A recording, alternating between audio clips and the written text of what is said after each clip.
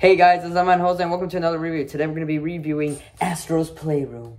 Astro's Playroom is a PlayStation 5 tech demo that every PlayStation 5 comes downloaded with. I actually didn't even know the PlayStation 5 had a tech demo until I found out that I had a free game downloaded into the internal storage. I usually like tech demos because they can be the best way to show off the console's capabilities and why it's better than the consoles before it. Or it usually gives you a reason to buy this new console. Wii Sports did a fantastic job of showing off the Wiimote back when the Wii was released, and that right there was my favorite tech demo of all time. Now, will this one be another great tech demo showing off the PlayStation 5's best features? Let's find out.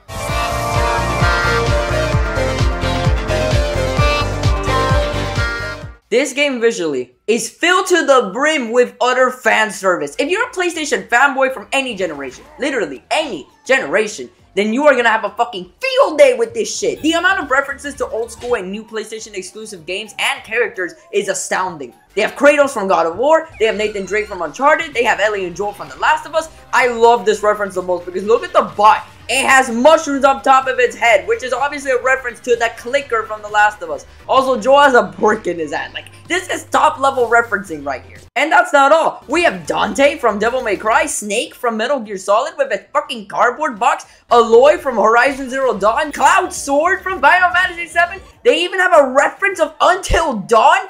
Until Dawn? This is top level fan service for me. As a PlayStation fanboy, this is eye candy. And it's not just the characters. In the game, you also collect artifacts. And the artifacts in this game are the PlayStation consoles themselves and all of their accessories. Literally, all of its accessories. With my two favorites being the PlayStation 2 and the PlayStation 3. The old school consoles that I used to play on back in the day.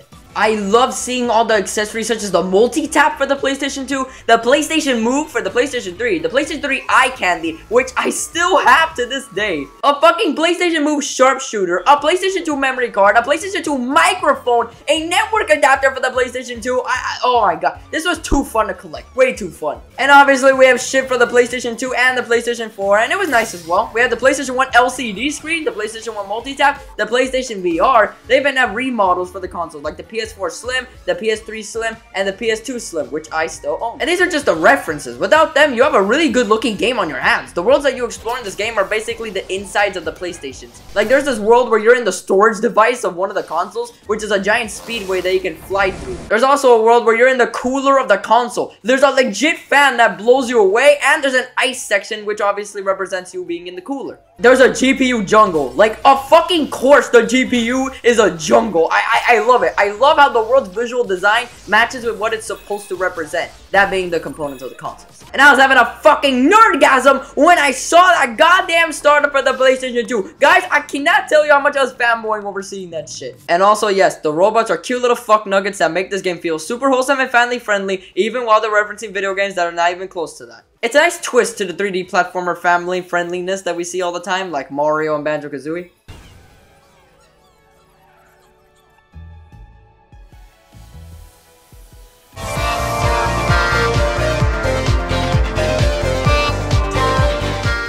The soundtrack of this game is pretty, well, generic. It's standard 3D platformer music. I didn't really care for it that much. There wasn't really a piece of music that caught my ear during this game. Like, I can't remember anything. However, I truly love the fan service audio pieces that are in this game. When I heard that PlayStation 2 startup sound, I legit came in my pants.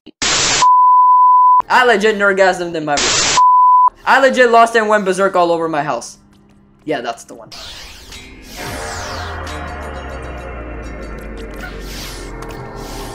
And the PlayStation 3 startup sound. Oh my god. Severe fucking nostalgia when I heard that shit.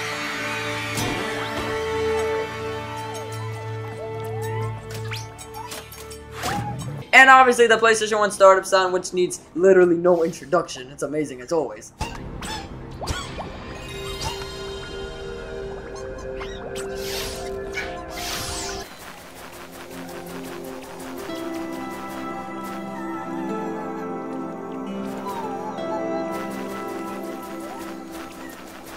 Pretty good fan service indeed, but the soundtrack wasn't it, chief.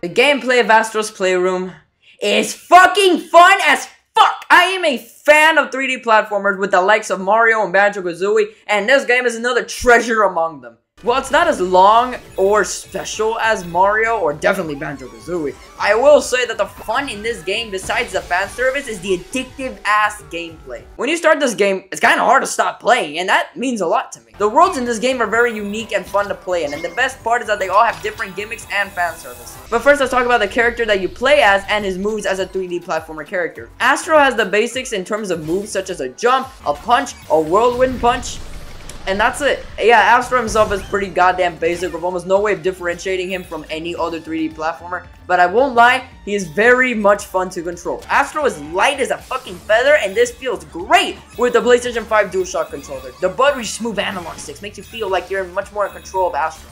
But the fun things that you can do as Astro are all in the worlds that you play as because they all have different gimmicks. Let me talk about the little mini gimmicks. The little ones that people don't talk about as much but are very much appreciated. One of them is the fact that you can punch and interact with literally every single thing in the game. And because of that, I have the stupidly curious urge to punch every single thing I see just for its animation. I love interacting with anything fan servicey because it's just fun as fuck. Such as punching Cloud's giant ass Zabuza sword and that shit just comes back down, or punching Fat Princess's cakes and it jumps in her mouth.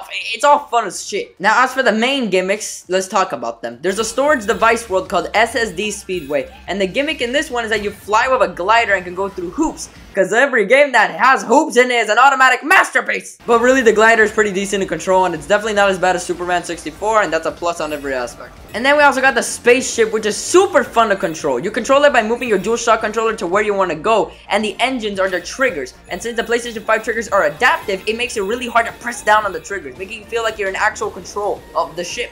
I love the immersion that it brings to the table. Not to mention that it's extremely fun to play the spaceship levels. In the cooler world, you play as a spring in some parts of the level, and it actually is pretty great. While the level design is simplistic in these sections, it controls well and it's fun to find secrets. In SSD Speedway, there's a sick machine gun and it kind of turns the game into a third-person shooter, and trust me, it feels good when they get shot by this beauty. I love all these gimmicks. They feel fun to use and they're not shoehorned in. However, that's not the best part of the game for me. The absolute most fun part of the whole game has to be to find the puzzle pieces and artifacts that are scattered all over the game, from the hub world to the 4 game worlds. If there's anything I love in a 3D platformer, it's collectibles. Super Mario Odyssey and Banjo-Kazooie were a buttload of fun because of the collectibles. And while Astro is really fun when you're just trying to get to the end of the level, I find it very, very fun and very, very rewarding when you try to go for the puzzle pieces and the artifacts. Not only is it very rewarding to get these collectibles, but there's so much nostalgia personally for me whenever I find them. The artifacts especially, these babies are accessories to all the PlayStation consoles, and depending on the world that you're playing,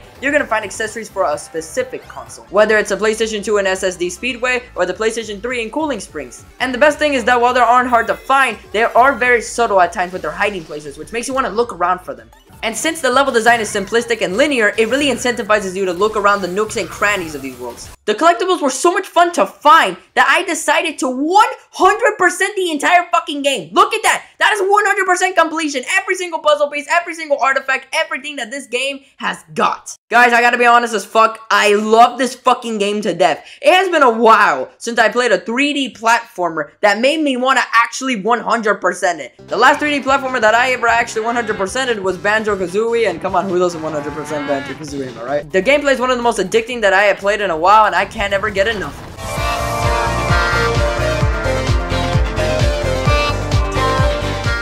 This game, as a tech demo, is definitely one of the greats. Never have I played a fucking amazing tech demo since Wii Sports, and this game rises to that game's extremely high level of tech demo greatness.